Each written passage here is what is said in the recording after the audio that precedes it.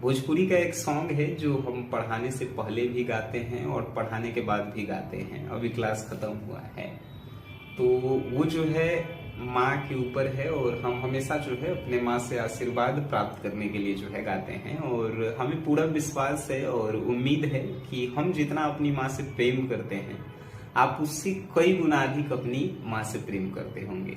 तो ये गाना जो है आपकी मम्मियों के लिए।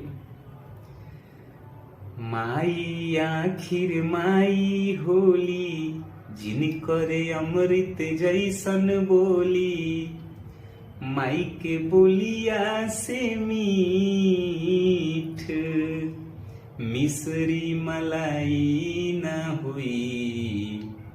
केहू कतनो दुलारी, बाकी माई न हुई। केहू कतनो दुलारी, बाकी माई ना हुई।